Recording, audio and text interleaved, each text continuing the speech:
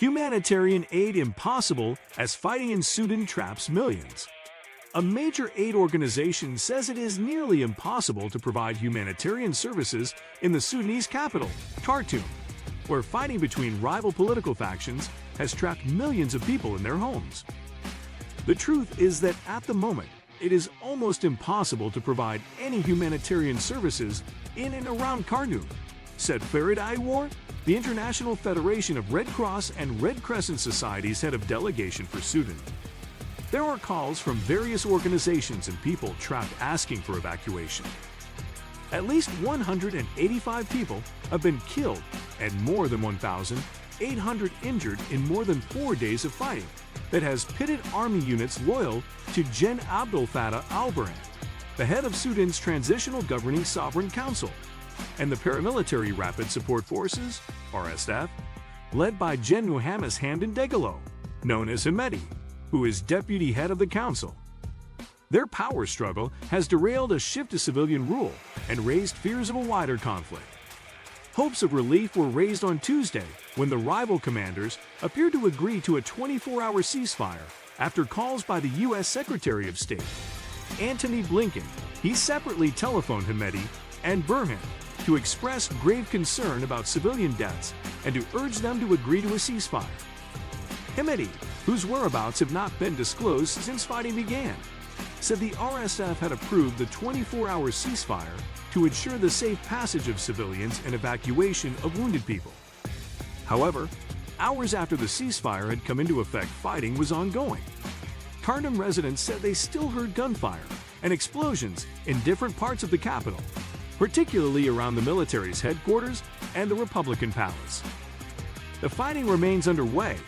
Atiyah Abdullah Atiyah of the Sudan Doctors Syndicate told the Associated Press, "We are hearing constant gunfire. Days of street battles have deprived much of Khartoum of basic services, cutting off supplies of food and medicine, and trapping thousands of students in schools and colleges." The death toll is thought to be considerably higher than the 185 estimated by the UN, with reports of many bodies lying in the streets.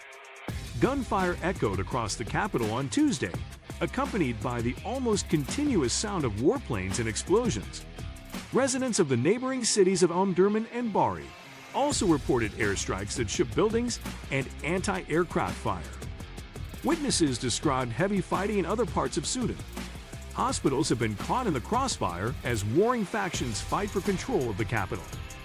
At least 3 people have been killed and 2 injured in attacks on health facilities and ambulances, said the World Health Organization, adding that 16 hospitals, including 9 in Khartoum, had stopped functioning due to the violence, while 16 others were on the verge of closing due to overstretched staff and a lack of medical supplies.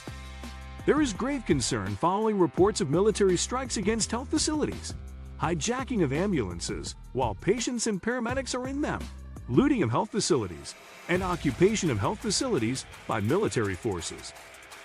Attacks on healthcare facilities are a flagrant violation of international law and the right to health and must be stopped immediately, the WHO said.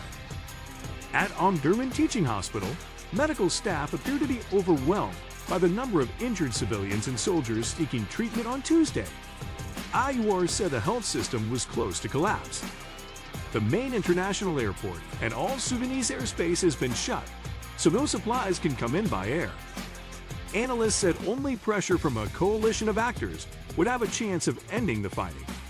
Ahmed Solomon, a regional expert at Chatham House in London, said the U.S. doesn't have the influence to do it alone, but can possibly corral different actors. There needs to be a ceasefire and then a broad coalition to push to make it permanent, but I don't think that's going to happen soon. The U.S. stepped up its involvement after its diplomats were shot by fighters associated with the RSF on Monday. Blinken called the attack on a convoy reckless and irresponsible. Almost all international humanitarian operations have been suspended amid attacks on facilities run by the UN and others. Warehouses and offices have been looted or caught in the crossfire. And in Khartoum, aid workers were not able to access stores to deliver vital medical supplies to hospitals. Medicine Sans Frontiers, MSF, The International Humanitarian Medical Organization received 136 wounded patients at the hospital it supports in El Fasher, North Darfur, in a 48-hour period. 11 people later died of their injuries. Cyrus Pay, an MSF project coordinator at El Fasher, said most of the wounded people were civilians caught in the crossfire, including many children, often with extremely serious injuries.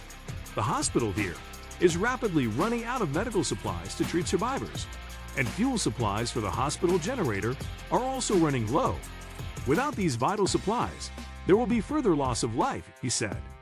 In Khartoum, fighters were turning back ambulances, attempting to retrieve bodies from the streets or transport injured people to hospital, MSF said. Many parts of Khartoum were without power for a fourth day, disrupting water supplies and communications.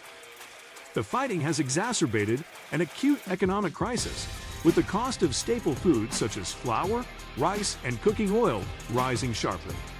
Since yesterday, prices of goods in the market here have been increasing, and there are fears of shortages, said one aid worker based in Al-Qadara, 250 miles, 400 kilometers, southeast of Khartoum. Banks are closed, and with the breakdown of law and order, there is concern that criminality will increase.